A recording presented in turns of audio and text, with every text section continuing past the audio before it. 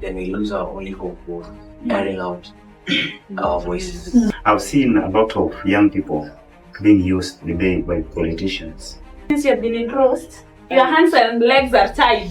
Do you think that tokenism is just because of economic challenges, just because of unemployment? If you know your struggles, you know your battles, you know where you're from and where you're going, it will be easier for us to curb mambo za tokenism. Welcome to Prospect Pulse podcast, a podcast by Prospect Peace Institute Africa, where we explore governance, peace, and security issues in our societies while centering youth, voices, and perspectives. I'm your host, Ashley. Across Africa, young people make up the majority of the population.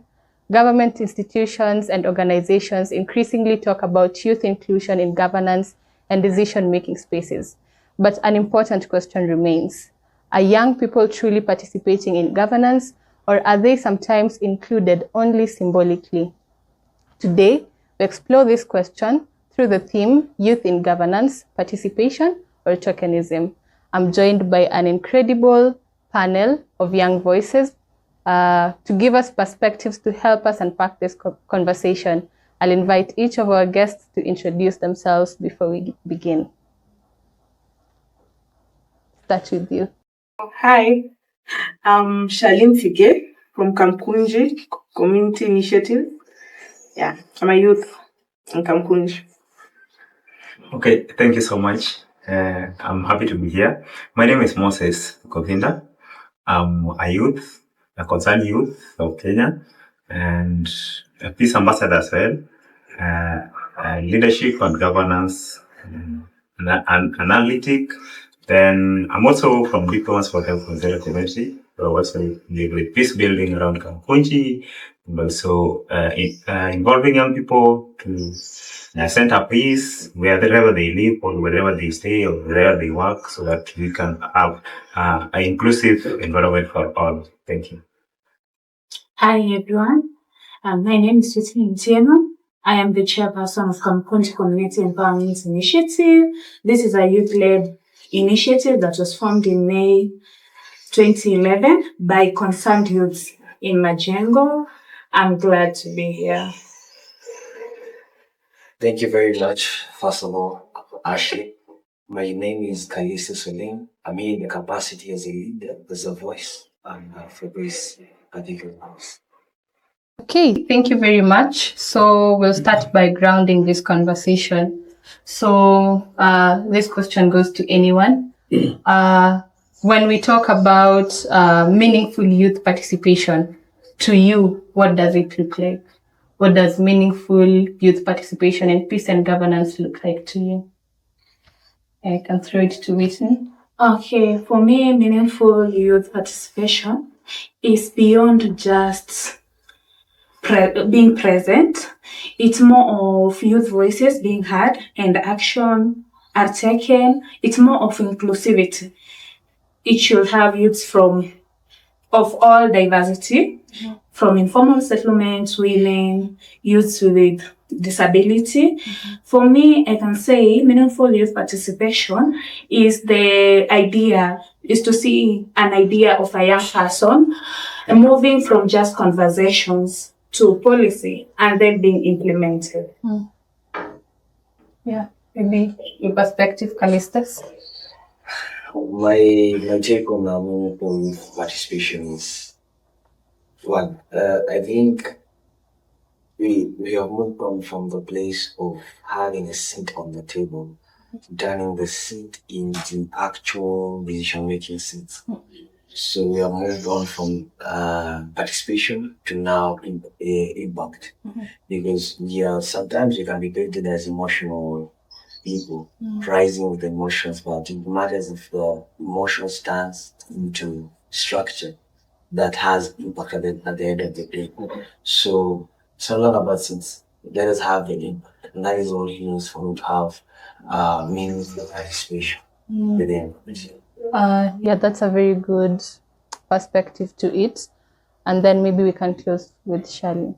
I think it's having a seat in the table, being able to influence decision-making policies in our country, which I think most of our youth have not there yet.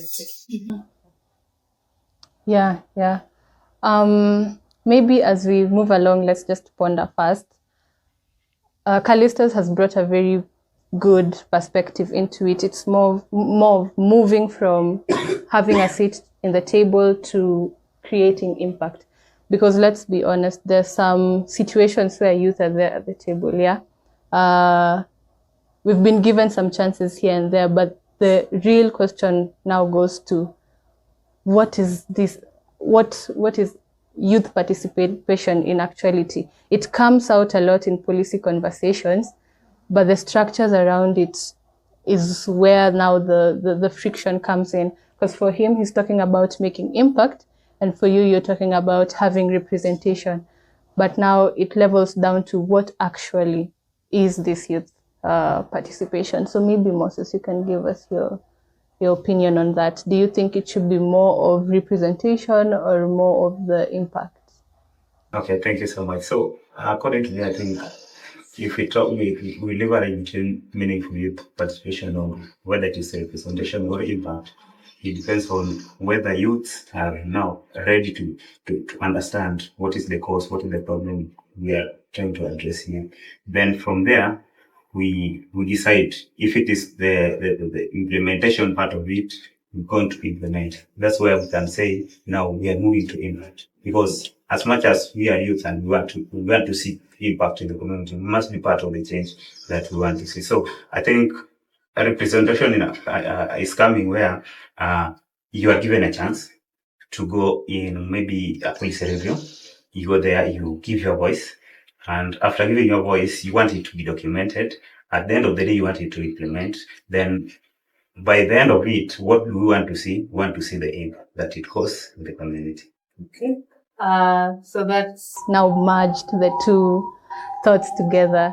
So now maybe moving on to the next question. From your experience or your observation, how genuine is youth inclusion today?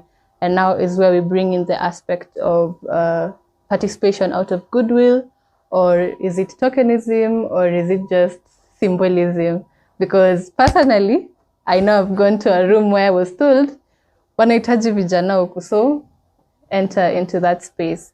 And I've gone, and as much as I have learned or there's some output on my end, I'm not sure whether my conversation or my thoughts or my ideas were tabled somewhere else in a room where I wasn't there. So do we think that youth inclusion is genuine or not genuine? This is open to anyone. Okay, I can say, now we have progress. If we compare back then, even if you look at the public participation and engagement of young people, now at least we are somewhere, not 100%, but inclusion is more of, let me say, it's more of tokenism. Because if I come to a space and I'm not even involved in creating and shaping that policy, I'm just allowed to react to that policy. I've not been allowed to be for when we say meaningful inclusion, it means from the start up to the end, I'm supposed to be in that journey of maybe shaping a policy. Another thing, I usually say it's more symbolic, because even if you go to these spaces, it's like, how many people who are below that 5 are in this room? 5. Oh, that's good. That's nice. But bringing up your idea, it's a bit challenging. Because, yes, you're there. We have other people who have already made decisions. You are just there to sit at the table to represent. Your face to be, we had 5 youth in that meeting. But what was your purpose to be in that space? I think now, I'll just say it's more of tokenism, because representation without power is tokenism. Yeah. That's my view. Anyone to add? According to me, economic instability leads to tokenism. There is no way I will go to a meeting from morning to afternoon to make changes. Then I go home and sleep and Yeah. unemployment, first of all, youth are not employed in Kenya mostly. And then social factors like shazoea wazee ndo wanalidigi ever. So if me, I'm 20, I can't stand in front of like people who are 50, 60 and make a decision and they go with it because according to the African traditional society, young are supposed to be led. So we have grown up like that. Wazee ndo wanafaa watufange. So it has from when we were born, baba sababu ndo mzee kuliko mama is the one that leads. So I think that really influenced. And then on tokenism, hey manze, we all know there is nothing that goes on without kitu kidogo. We all know that. Even jobs, lazima utoe kitu kidogo. If you don't have somebody there, lazima you. So I think in making decisions, there is no way somebody who is unemployed ataenda pale. Even mostly, hata when Gen Zs were demonstrating, they were saying we are out there because most of us are jobless. We don't have anything to do. So, ukiona, if you saw the demonstrations, on the first days, the number was not that high. But because people were there on Tuesday and it's going to be there on Thursday and you don't have anything to do, you go there so that you can be seen as part of the change. But really, I don't think tokenism is everything now in Kenya. Yeah. Let's highlight some few things that I think we just some facts. Looking at Kenya alone, and the number of youths or people under the age of 35 is at 70%.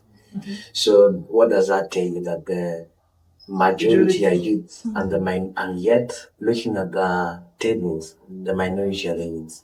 So it's a dilemma, which places us at a very critical place as a country. And looking at the Gen Z protest, we are a decentralized kind of a generation, which means leaderless, but it is organized. So means that we are one, educated. Two, we have an understanding. Three, we are less patient, but yet we know that it needs impact. It is about now because now, let's go back to old statements. Old statements are such as people used to say, we used to hear leaders say that young people are the leaders of tomorrow.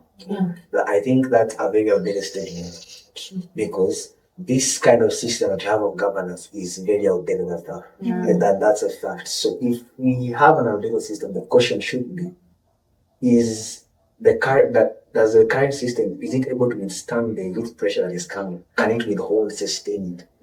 Because we've mentioned tokenism. Is it symbolical? Yes, it is symbolical because we can have all these seats here and they're seated. But so long as I can talk and express myself, my impact only remains as a voice. So I cannot go beyond the realm of having a voice. So it is baseless. So I call tokenism this. It's actually a tool, actually more of a weapon, a psychological weapon that works for those who are in power to be able to maintain us at the level of voices. Because the numbers actually show that it is time to move from staying at home, having a voice, to now force, because we cannot be ignored. It cannot be ignored. It's out there. Okay, you have brought on some interesting viewpoints, and maybe I'd just like us to shift our trajectory a little bit. You've mentioned the issue of protests, the maandamanos, which the youths have used very frequently over the past few years to express their needs.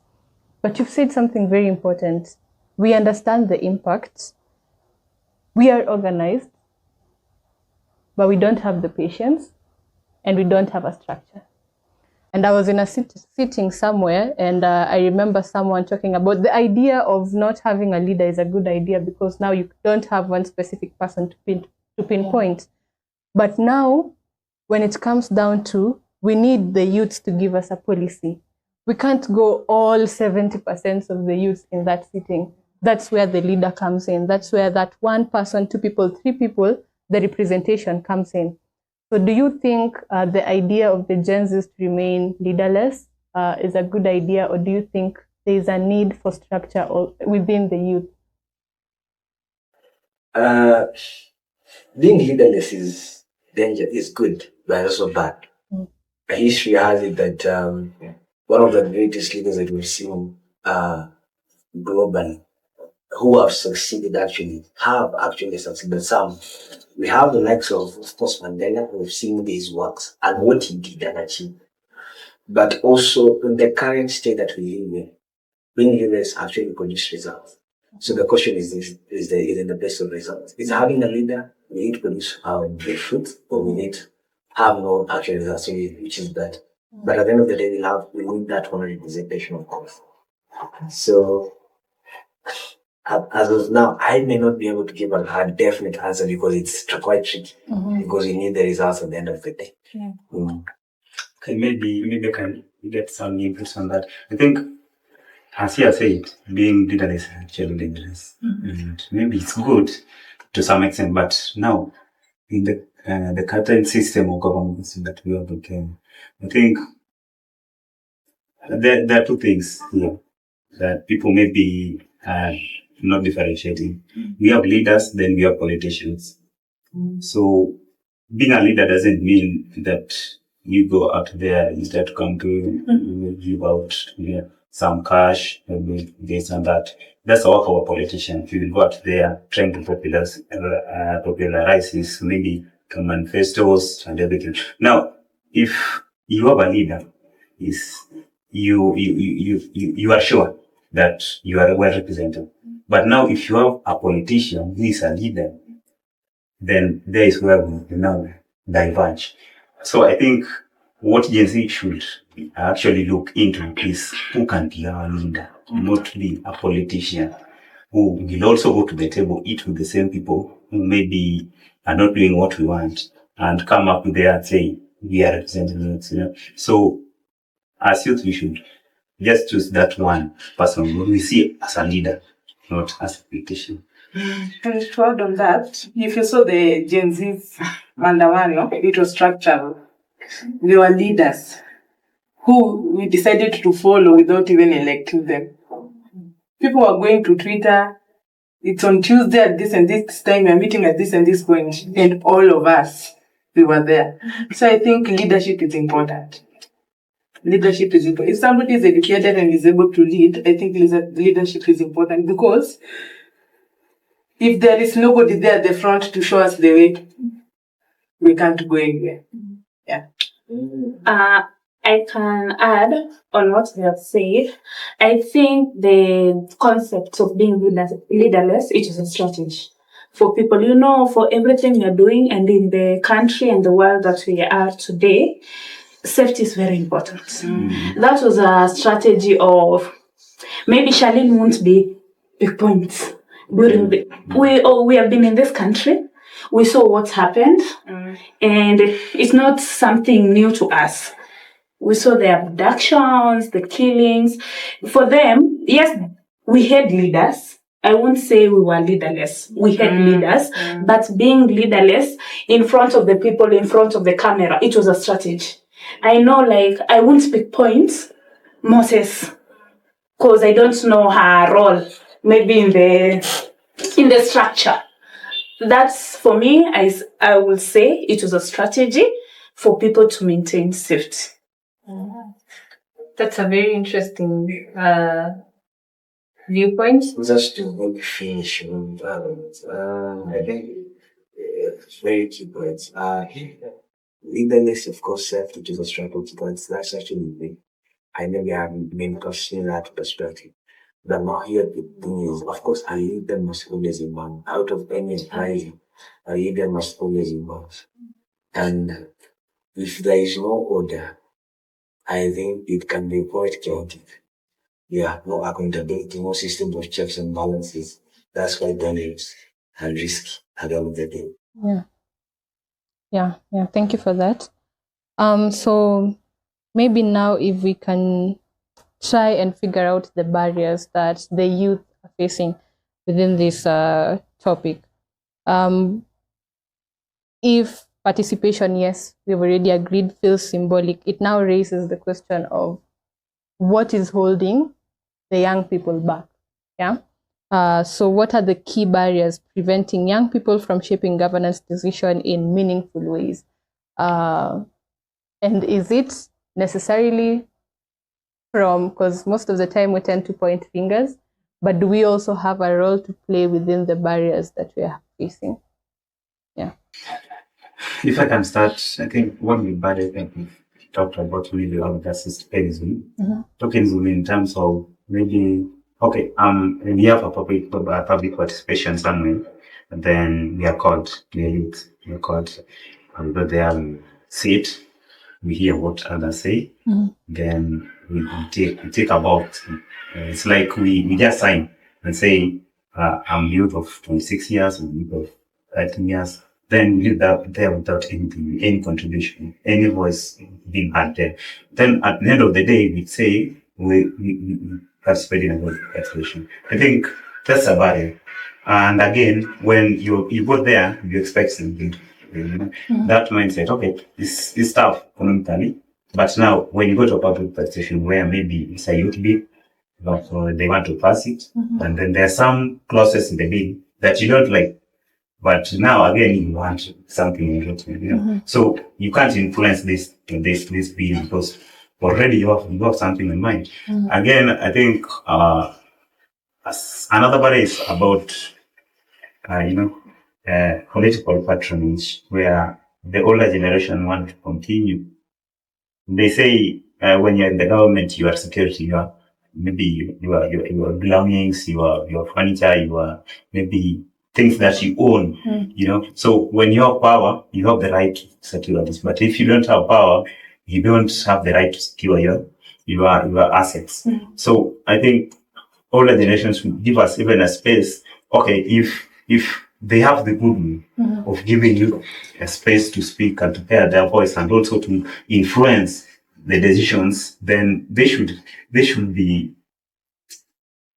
like a mentors to the youth, not as now the real change makers. Our policies that we also should influence. Yeah.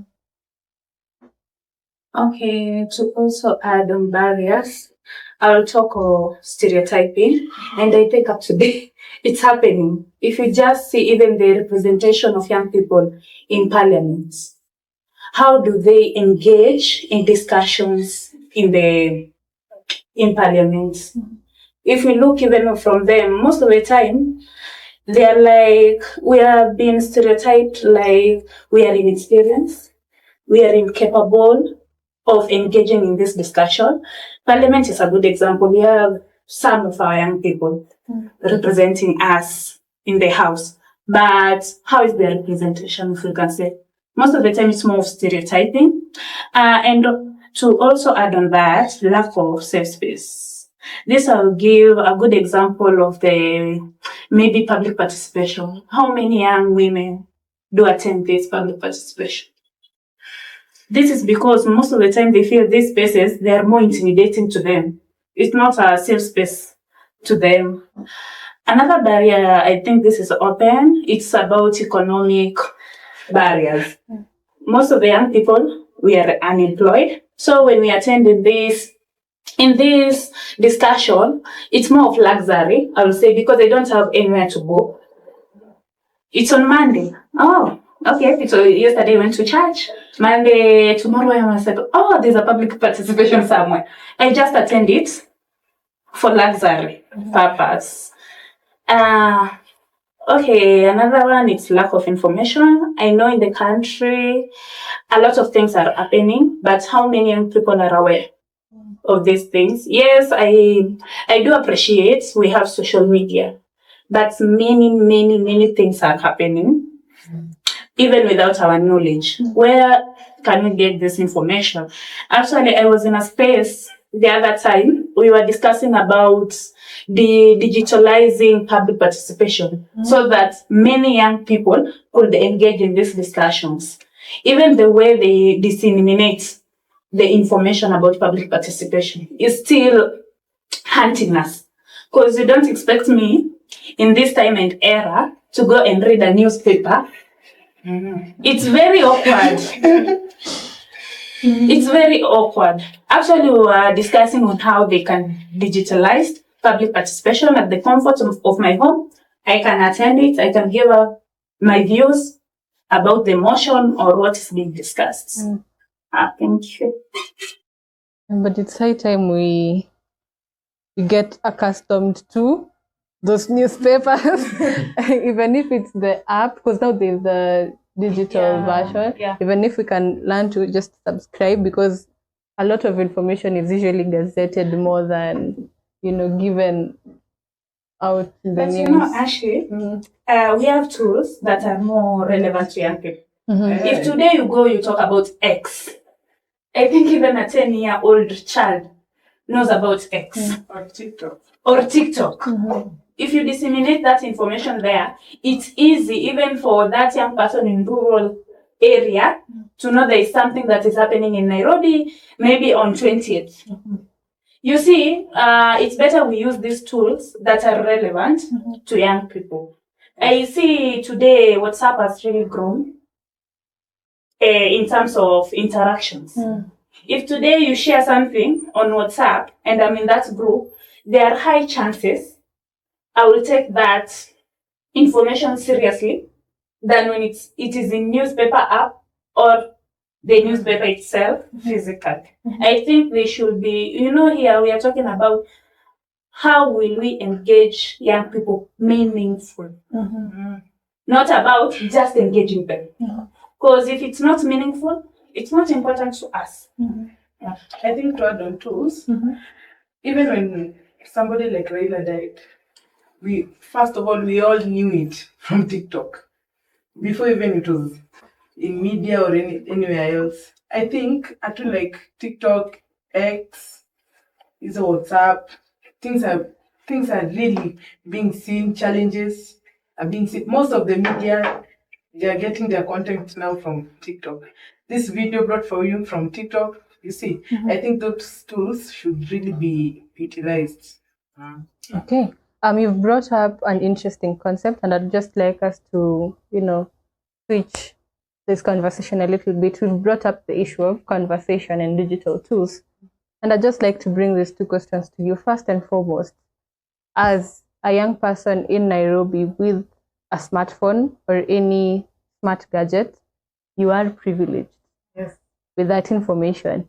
But the reality of the matter is not everybody has access to these gadgets. And there's some even in the rural areas, even in the marginalized areas, that do not have access to such gadgets. And the second issue is, you've talked about X, you've talked about TikTok, which are very good platforms.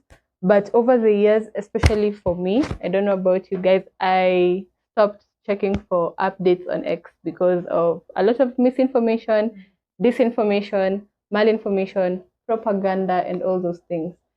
Same applies to TikTok. Remember, we're also in the age of AI, and there's the issue of deep fakes. You see something, you think it's real. In reality, it's not. So now, when we say we are using these digital tools, there's also all those setbacks that come into place. What is your perspective in that? And what bridge can be put now, like for someone in the rural areas who doesn't have a smartphone, and me, who's so gullible, when I see something on X, I don't know whether this is real or not real.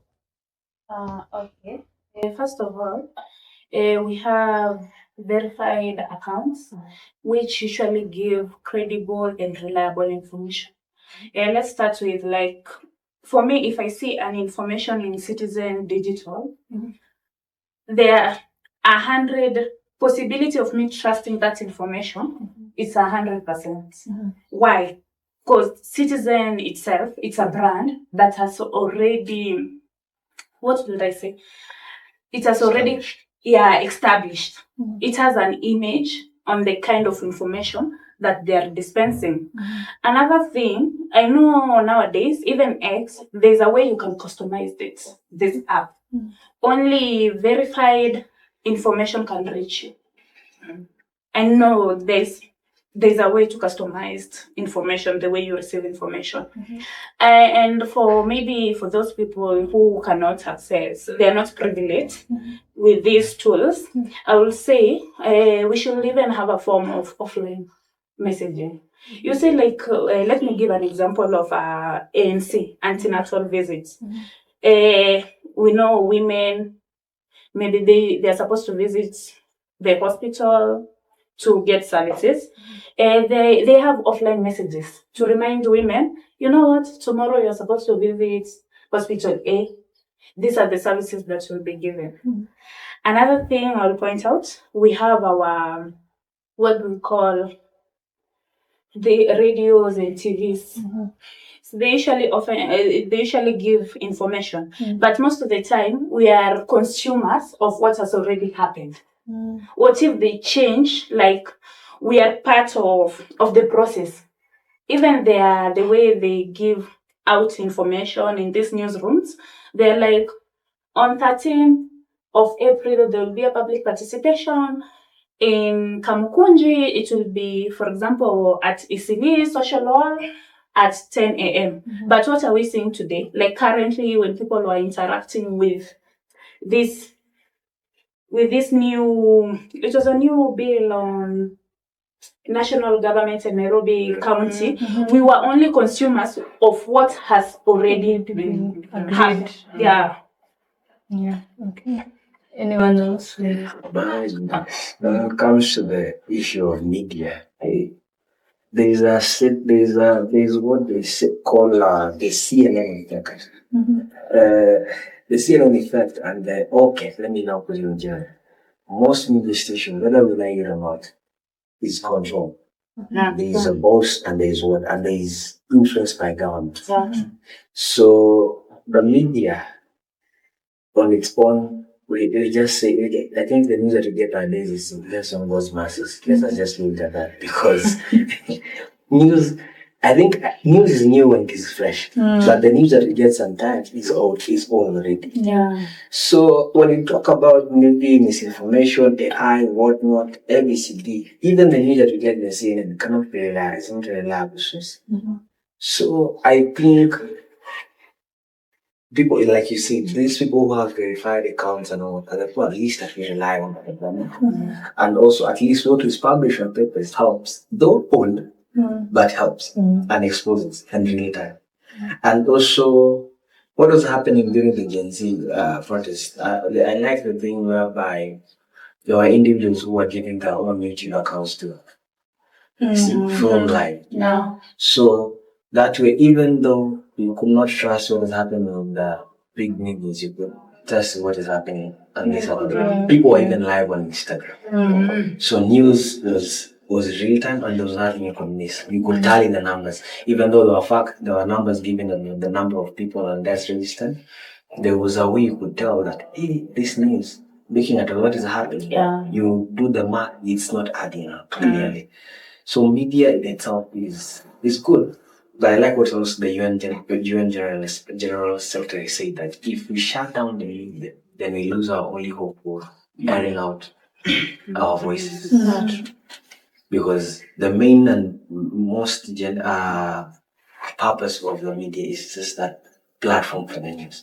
But news in itself is a different topic, because we can always access real authentic news by our own way of making it authenticated. Yeah, I think that's what I'd say. Okay, so I can add something, but I want to shift again to what you talked about and maybe youth in some parts of Kenya, the information. I think in terms of like Nairobi, youth are politically exposed.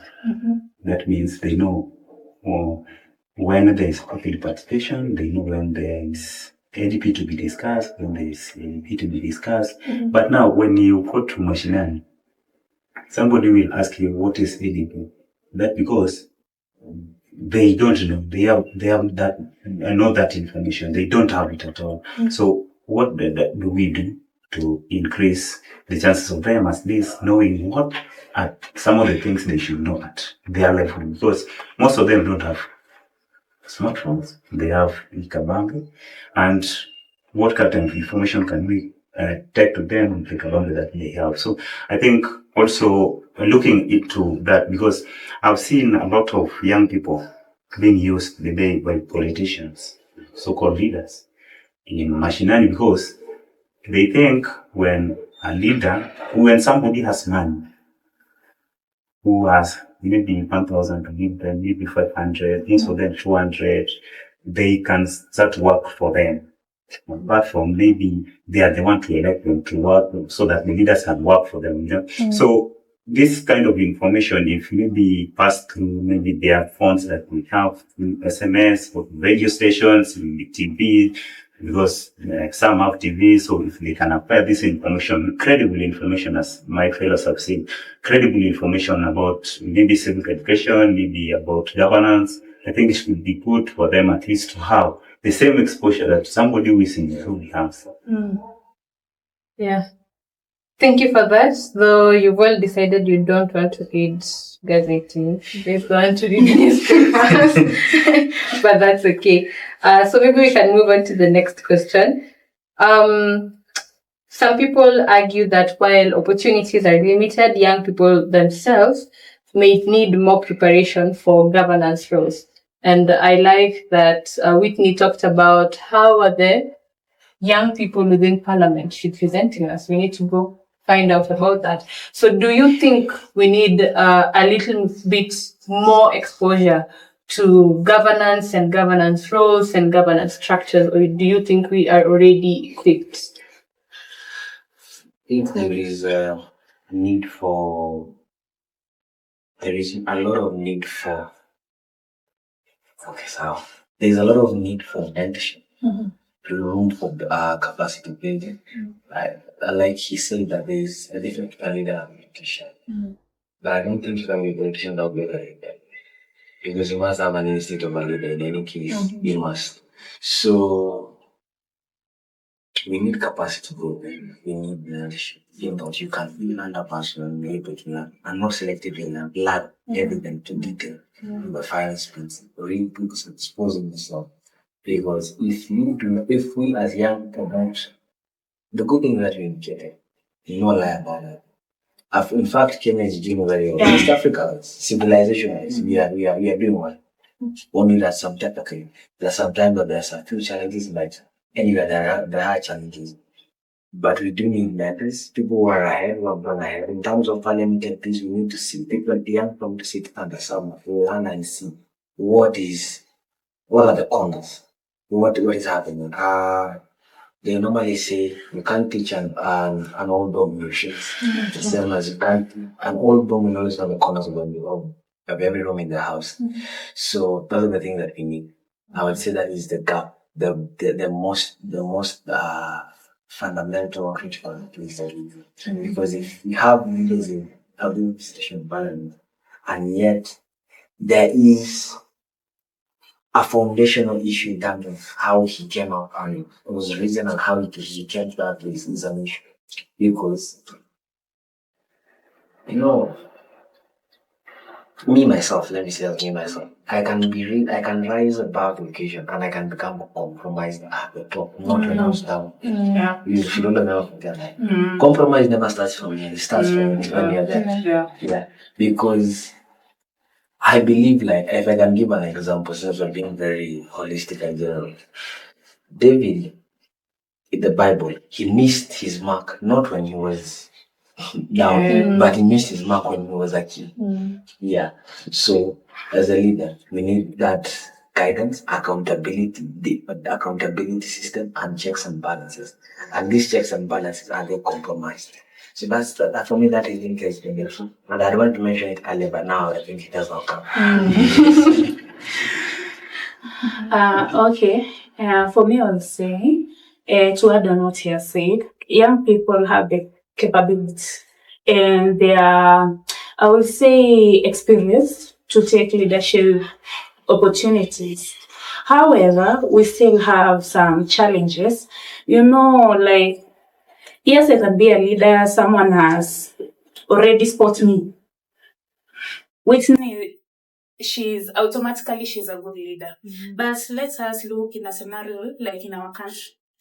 This time to groom someone, if you get that old politician to groom a young person in this position, it's more of interest. But not of passing this mantle to a young person. It's more of interest. They will be like, what will I get from Whitney being an LP? And you see, that's where even the older leaders miss the mark. Because most of the time, even for me, yes, I can be an MP, just representation. But when it comes to make decision, automatically it's not with me. There is someone somewhere who is influencing what I'm doing. This is because they already had their interests, even appointing. Let us look, a good way to look at it.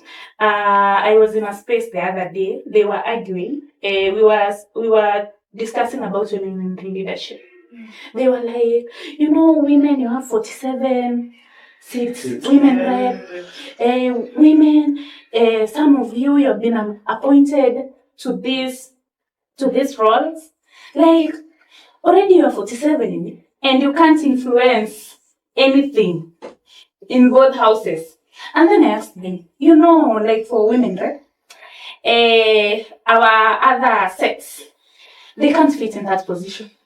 That's why they can't come to fight for those positions, because according to constitution, it has been designated for women. And then there was another question. Even I asked them, I think for women we need more elective seats, not to be appointed. Because for me, Whitney, when I'm appointed, I'm under the masses of that person who appointed me. Even my decision will be more influenced by the person who. But when I'm elected, I can comfortably sit down and make decision, because I know I was elected to this seat to represent the people and their voices. I think that is the same when you take the aspect of women in leadership. I think it's the same as youth in leadership.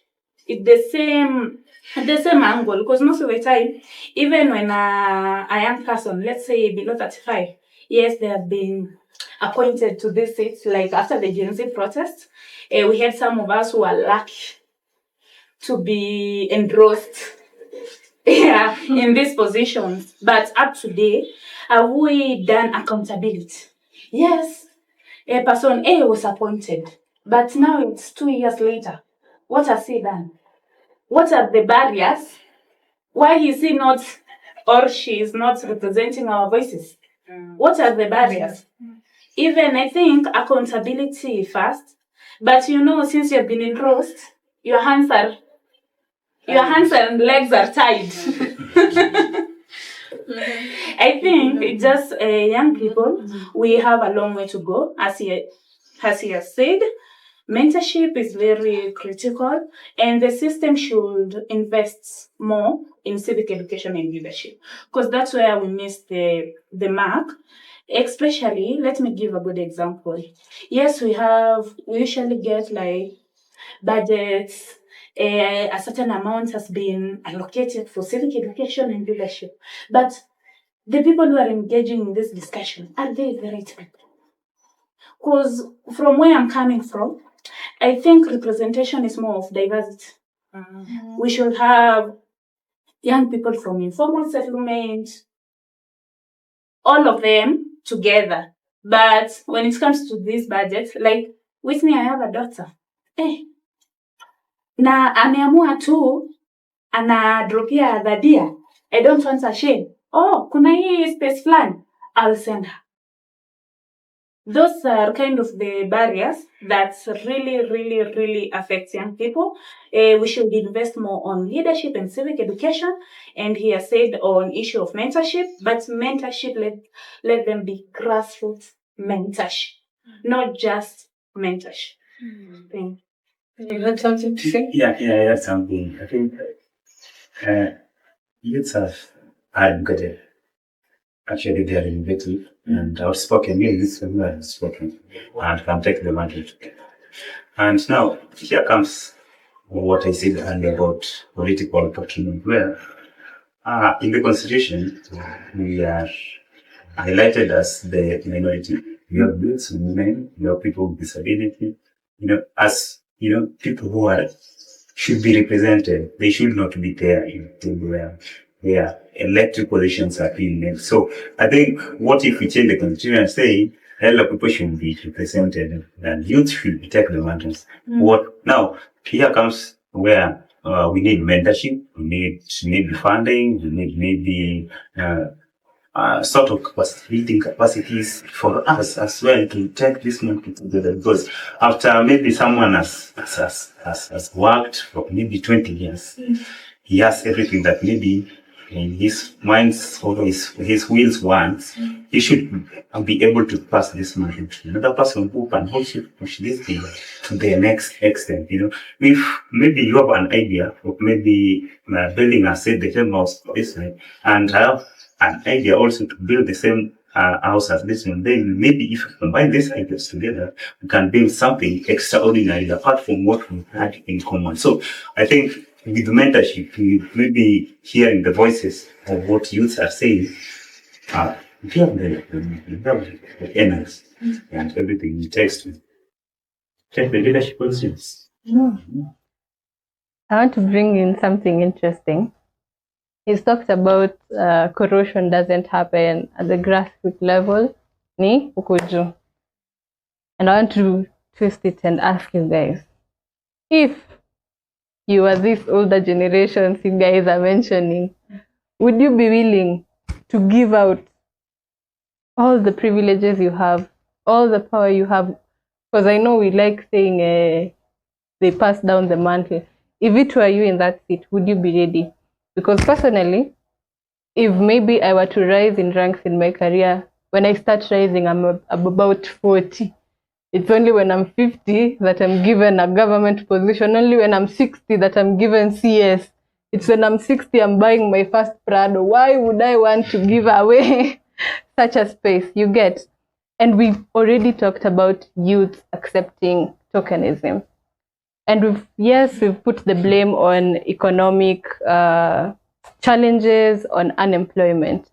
But do you think that tokenism is just because of economic challenges, just because of unemployment? Or when we get up there, that tokenism will turn into corrosion? And also me, I won't want to give out my mantle because I want to remain in the rank, in the power in which I have developed.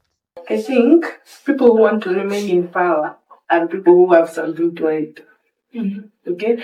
If you have not risen there faithfully, in the right way, you want somebody who will be below you, who will cover you up there. So I think if you have followed the steps, any bottom up, tokani chini, you have gone through the right channels, you have acquired what you have rightfully, I don't think anybody will have an issue having somebody who is younger down there because you don't have anything to hide. But people who have things that they are hiding, they are the ones who want to mentor, kutoa hizo mileage, those tokens, because they want their voice, they want to talk through youths, okay? Because if I'm there, I was elected CS because I did this and this. To cover my parts, I'll appoint him, ndo anipagilie when he comes, okay? So I think most of the people who don't want to let go, the old people hapo juu, it's because they have something to hide. If you have reached there through hard work, you don't have anything to hide back there. 5 years ago you didn't do this and this, corruption or anything like that. You will give space to the youth. But people who are up there, they don't want to give spaces because they have something to hide.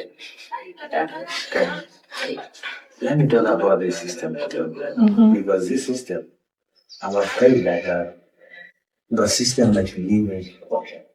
Let me just ask this. And also, it's like I don't know much you can answer. Are we working in the system by the system? Are we supporting the system? Or are we working in a system that came out with an intention to be of goodness, of goodwill, but yet is now broken? But we have one leaders who can come in and fix the issue. And fix the issue and address it and make it work for the greater good, so that it can be like when a young person enters office A or place A or place C, and I generate. He generates, not generating what's this diagonal, but is it going ascending? So, like you mentioned that when you are there, that's when you get things. Sometimes they say the old saying is that new levels, new depths. So, I think, and I'm not pulling my point far from the tree. If you are not clean from the beginning, chances are when you help there, you can never be clean. So that's what tends to happen. So this system was designed to be for us or against us. If we answer that, I think we can know how to work around and know where the true loopholes are. Come up with tangible solutions that can actually work. Because tokens, you mentioned tokens. Now, actually, tokens is what brings the issue up. Tokens is the answer to this problem because tokens is a system-generated solution designed to delay people. That's simple as it is. It's a system-generated solution designed to delay young people to proceed. Because you can be get a gig as an position in the office, in a big powerful office in the next as early as young as 25, and stay there for the next 10 years, 50 or 30 years, and I'm 50 is when you get my first promotion, which is 10 years. And that's quite. And by the time you get to age 50, in between here, you pull some strings and you catch up again. So that shows you what the system that man carries pocket. So what I'm doing, that's my thing. Okay, for me, I'll just state the constitution. We really have a good constitution, 2010 constitution, which highlights everything very well. And it's very clear. Especially, the question should be lack of political will. That should be the question. Because, yes, representation according then to Article 47. I guess it's Article 47, maybe 15 is something like that. It's not clear from my end, but it states very well. Representation, it's not any gender should have. Is it have of the representation in parliament? Yeah. And when we say gender, it means both sex. Male, female, whether you are old or young. We usually have a gap when it comes to sex and the age. That's where there's a big gap. And we have stated well, young people, we are 70% of this nation. But the question should be, why next year, it's our election year, why should we have, if we are 70%, it means majority of the people in parliament should be young people. But you say the corruption usually happens at the top, but it also happens at the grassroots level. Because if today I just stand up, I want to be a member of parliament, automatically here in the grassroots, I'll have someone who will want to step over me. That means either one, tokenism will take its place. Another thing, I will be denied even a chance to be in the ballot. And this usually happens at the party levels. Because they'll be like, you're Syrian, you're a woman, let's give person A this opportunity. And this has been happening for a very long time in our country. Another thing, if I decide to be independent, tokenism still happens at our systems. And this is very open. And we know it's what usually happens. Tokenism and complex regulations. Yeah.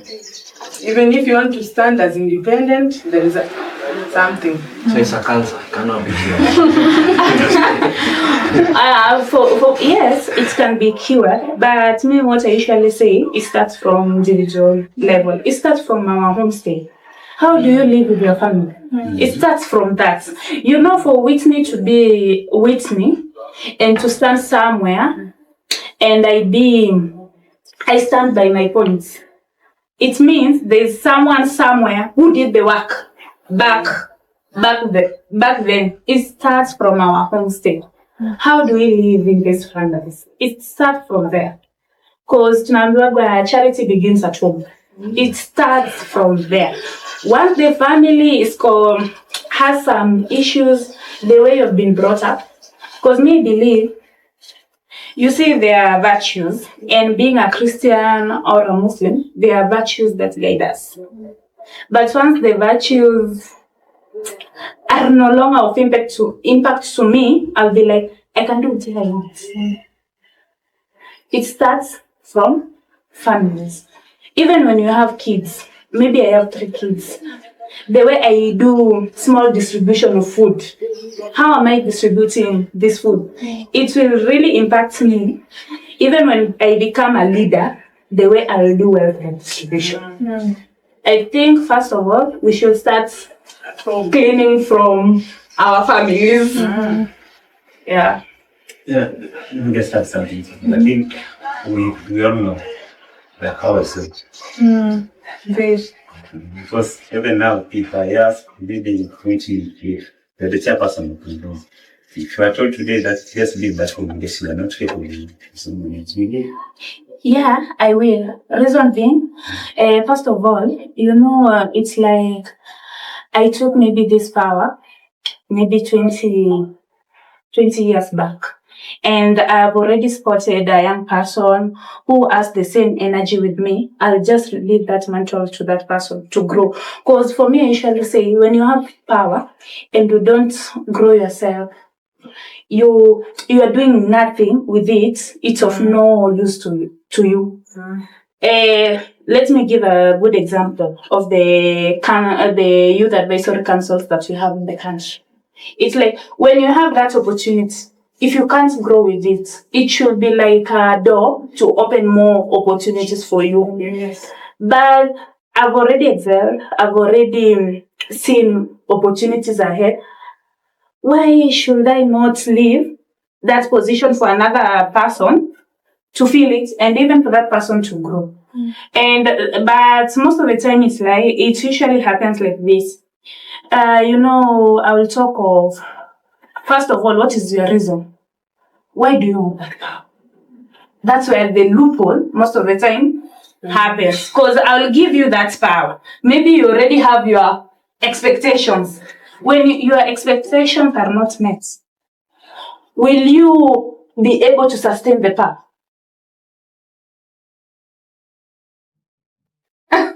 When your expectations are not met, will you be able to sustain the power? Remember, this is not a political power that you get my leaders.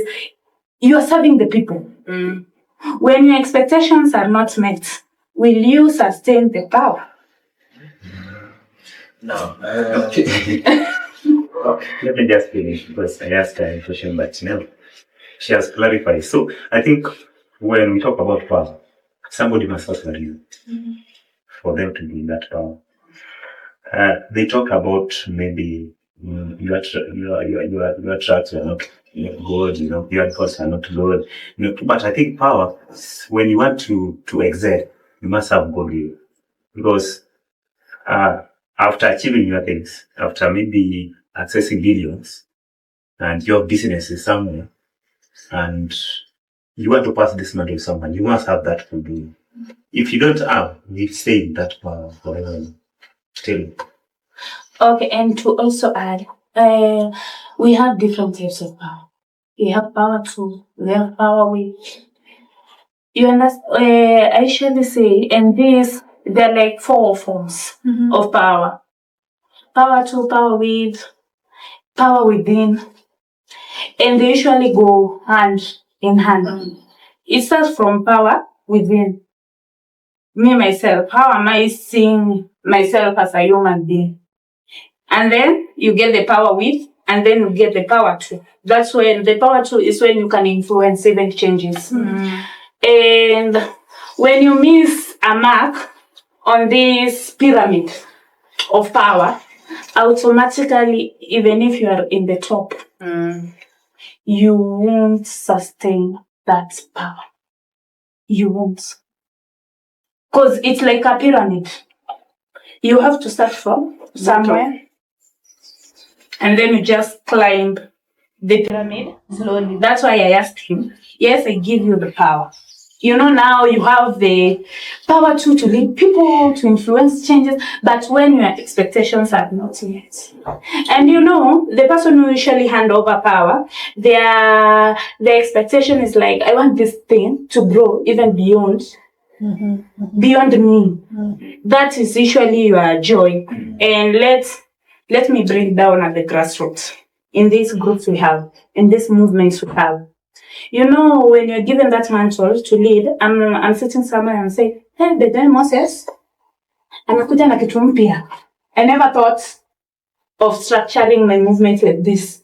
Bedouin Moses is drafting very good policies. Na naona mpaka zinaenda kwa parliament, zinakuwa tabled, zinakuwa discussed.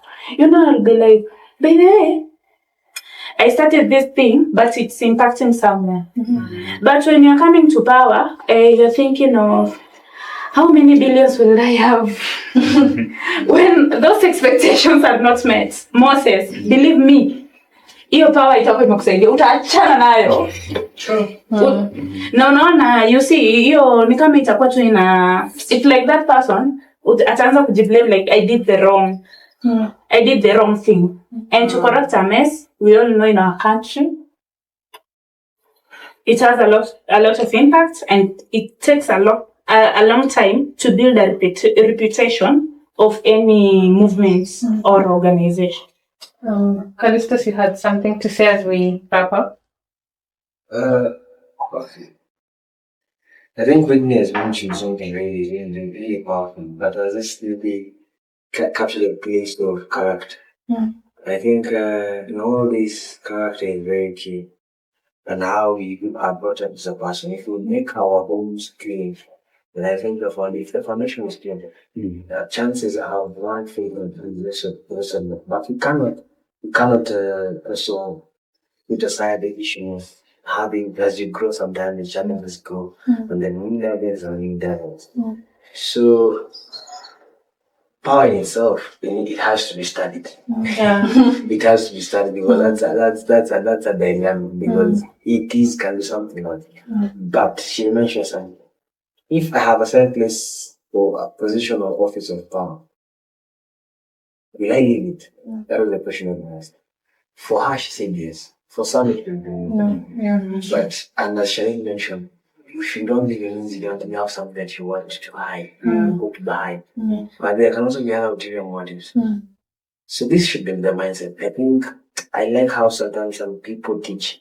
The mindset should be, if you have that opportunity, you should already be thinking of the next. Yeah, true. Because if you don't think of the next, it limits you to that place. It limits you to create your football. And I think that's the one thing that one people should put in their mind. It shouldn't be opposed that you remain at that place because you are receiving 5 million as a salary from the end of the month. So you limit yourself to 5 million. Who say that you are worth 5 million? What of person? You should always keep on going up. Yes. Thank you very much, guys. You have very, very good input. But now I'd like us to close this. We've talked about ways in which now this can be solved from outside, not from within the space of the youth. We've talked about proper transition of power, how power is transited from one person to the next, from one generation to the next. We've talked about dissemination of information, proper dissemination of information at that. We've talked about giving youths the access, the spaces into these tables and all that. Now, I'd like you to give me one solution to this problem, each and every one of you. How, as a youth, now from within, how can we solve this issue that we have? Because we can table these conversations over and over. We can talk to the older generations over and over. But then again, on our end, what are we doing? So one solution from each and every one of you, from the youths now, not from outside, from within. We'll start with you, Charlene. I think one solution as youths is just to know where you're from. if you know where you're from and you know what you're fighting for, you'll have the strength and the power to move forward. So if you know your struggles, you know your battles, you know where you're from and where you're going, I think it will be easier for us to curb mambo za tokenism, hizo mambo za kungoja kupangwa with the older people, because you already know what you are fighting for, or the people who are behind you, what they are waiting for you to achieve when you get there. Yes. That's a good punchline. At least a spirit of punchline nzuri ya kufunga. Remember where you're from and what you're aiming to. Yeah. Okay, my final remarks is on we have youths who are able, and maybe we see them as leaders somewhere. So I think those are kind of maybe people that we can look into and give us the right direction. Because if they have the right direction, they give us the right direction, a youth like me will say, okay, I'll maybe ask you as one of my leaders and can mentor. Whether you don't go to spaces, whether you just mentor me through maybe digital spaces, we can really be a help to someone who is maybe does not have the energy to go to the spaces or talk about the things you're talking about. Okay, for me, I'll say for the youth, advocacy and advocacy. So let's advocate for what is rightfully us. And the good thing we have the Constitution, that is, it has clearly stated every right that we need. Let's advocate. Let's continue fighting. Another thing, let's enlighten ourselves with information and accurate information. Because I believe information is power. When you have information, it's easy for you to access these spaces. Another thing, let's fight even to be leaders of these youth initiatives. Because spaces, I know they are there. The problem is that they are being gatekept. And we all know that. Let's fight to take leadership positions. And what I will say, youths are not leaders of tomorrow. They are the leaders of today. The only thing they want is structural support to explore their full potential to live these spaces. Thank you. I'm a big fan of accountability. Yeah. Without accountability, there is no way you're going. Because you can help them every day. You can help people on power. Who is a letter? I know I just see space. My letters move behind. No one in my head. Of course. So because of course, consultation without applying resist the pressure. Yeah. That's it for me. Yeah. Thank you guys so much. That's a wrap from us. I hope you've gotten something from this conversation. We look forward to having more conversations on the same. Thank you to all our guests for sharing their ideas and their perspectives today. We've been listening to Prospect Pulse Podcast, a podcast by Prospect Peace Institute Africa. Don't forget to like, to follow, subscribe, and share. And join us in the next episode as we continue exploring issues affecting youths across our continents. Thank you for listening. See you next time.